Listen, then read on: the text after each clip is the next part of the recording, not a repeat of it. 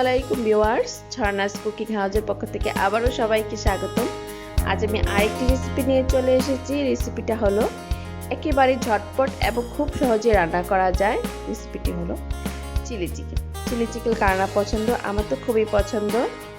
আর এটি আমি যেভাবে রান্না করছি সেভাবে আপনাদের সাথে শেয়ার করছি। তার আগে বলছি, আমার চ্যানেলটি যদি এখনও সাবস্ক্রাইব করে না থাকুন এখনই করে ফেলুন আমার পরবর্তী রেসিপি দেখার জন্য। চলুন দেখা যাক। এখানে নিয়েছি আমি 300 গ্রামের মতো মুরগির বুকের মাংস। এটা একটু আমি চিকন করে লম্বাটে করে কেটেছি। আর নিয়েছি 2 কালারের বেল পেপার হাফ কাপ করে, নিয়েছি আদা রসুন পেস্ট 1 টেবিল চামচ, আর নিয়েছি আদা রসুন কুচি 1 টেবিল চামচ, আর কিউব করে পেঁয়াজ কেটে নিয়েছি। 2টি ডিম নিয়েছি, এখানে 1টি ডিম আমি ব্যবহার করব। নিয়েছি কর্নফ্লাওয়ার 2 টেবিল চামচ, নিয়েছি ময়দা 1 টেবিল চামচ, স্বাদমতো লবণ। এখন আমি যে কাজটি করব, আমি মাংসের মধ্যে দিয়ে দিচ্ছি আদা রসুন পেস্ট, দিয়ে দিচ্ছি কর্নফ্লাওয়ার, দিয়ে দিচ্ছি ময়দা,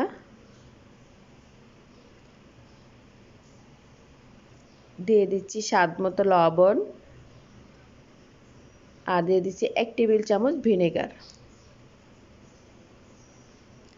আর দিয়ে দিচ্ছি 1টি ডিম। ডিমটাকে ফাটিয়ে নিচ্ছি।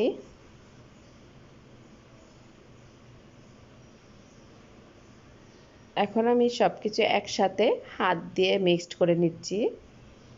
এটা হাত দিয়ে মেখে দিতে হবে, কারণ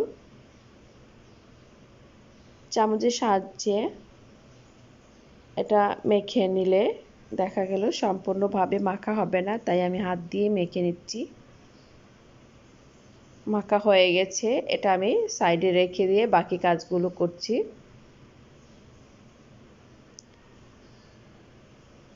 এখন আমি একটা বাটি নিয়ে নিলাম, এতে দিয়ে দিচ্ছি হাফ কাপ পানি, দিয়ে দিচ্ছি 2 টেবিল চামচ টমেটো সস,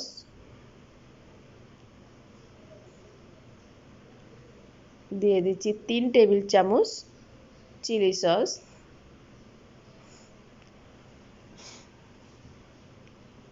আর দিয়ে দিচ্ছি 2 টেবিল চামচ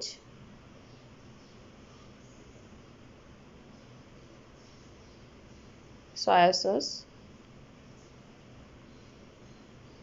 এখন সবগুলো একসাথে মিক্সড করে নিচ্ছি, আর দিয়ে দিচ্ছি 1 টেবিল চামচ কর্নফ্লাওয়ার।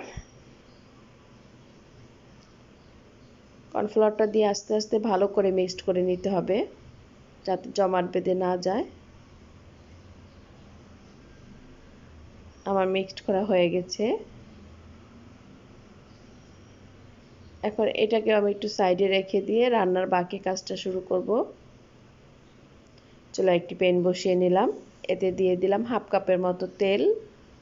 তেলটা একটু বেশি দিয়ে দিলাম, কারণ আমি ডুবো তেলে চিকেনের পিসগুলো ভেজে নেব। এখন দিয়ে দিলাম একটু গোলমরিচ, কারণ গোলমরিচের গুঁড়াটা দিতে আমার আগে মনে ছিল না, তা আমি এখন দিয়ে মিক্সড করে নিলাম। আমি একটা একটা করে পিস দিয়ে দিচ্ছি, যাতে গায়ে গায়ে লেগে না থাকে।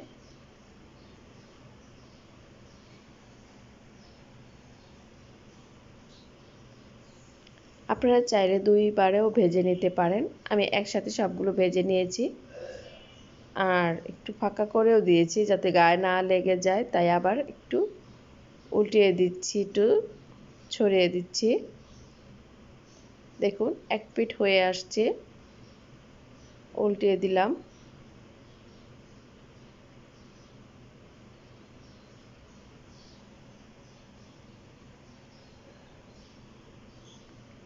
এভাবে আমি সবগুলোকে উল্টিয়ে দিচ্ছি,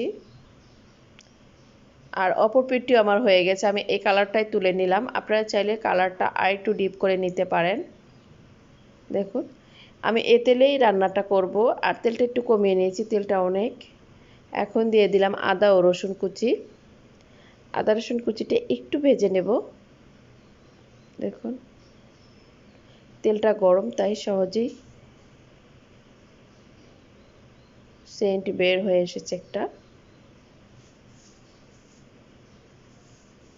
এখন দিয়ে দিচ্ছি কিউব করে পেঁয়াজ কেটে নিয়েছি সেটা।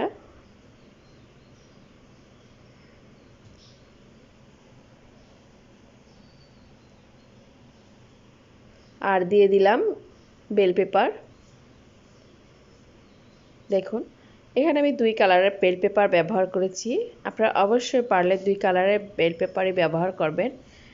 রান্নাটা দেখতে খুব সুন্দর লাগে।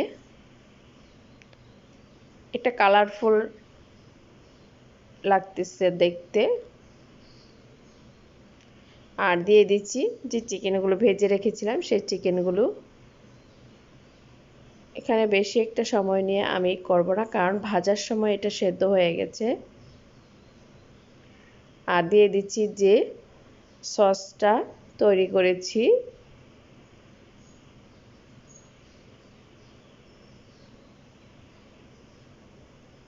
দিয়ে দিলাম। আর এই রান্নাটা করার সময় চুলার আঁচটা অবশ্যই হাই থাকতে হবে।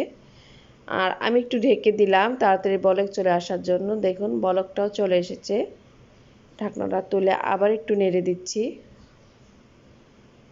যেহেতু এতে কর্নফ্লাওয়ার দেওয়া আছে তাই জলটা তাড়াতাড়ি শুষে যায়। দিয়ে দিচ্ছি কিছুটা কাঁচামরিচ কুচি করে কেটে একটু ঝাল হওয়ার জন্য।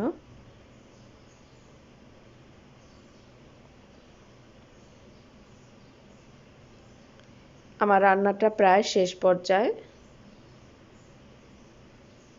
এটা রান্না করতে বেশি সময় লাগে না, ঝটপট রান্নাটা হয়ে যায়। দিয়ে দিলাম 2 টেবিল চামচের মতো চিনি।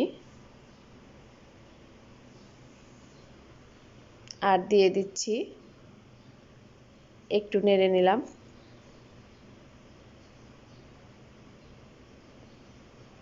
দেখুন আমার ঝোলটা মাখা মাখা হয়েছে। এটা একটু ঝোলটা মাখা মাখা রাখলে খেতে ভালো লাগে। দিয়ে দিচ্ছি হাফ টেবিল চামচের মতো সাদা গোলমরিচের গুঁড়া। দেখুন দেখতে দেখতে আমার রান্নাটা শেষ পর্যায়ে। এখন আমি একটা প্লেটে সার্ভ করে নেব।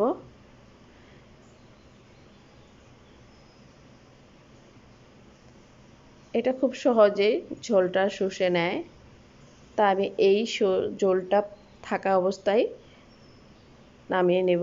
এখন একটা প্লেটে সার্ভ করে নিচ্ছি। দেখতে কতটা সুন্দর লাগছে। আর এটা একটু সৌন্দর্যের জন্য বা ডেকোরেশনের জন্য আমি একটু উপরে সাদা তিল দিয়ে দিলাম। আপনারা চাইলে দিতে পারেন। দেখুন দেখতে কতটা ভালো লাগছে। আর খেতে তো অবশ্যই দারুণ লাগবে। আপনারা অবশ্যই ঝটপট এই চিলি চিকেনটা যে কোনো বিকেলের নাস্তার সাথে বা ফ্রায়েড রাইস, সাদা পোলাও খেতে পারেন। আমার তো খুবই পছন্দ। ভিউয়ার্স, আমার এই রেসিপিটা যদি আপনাদের কাছে ভালো লেগে থাকে তাহলে লাইক, শেয়ার, কমেন্টস করে আমার চ্যানেলের পাশে থাকবেন। আল্লাহ হাফেজ।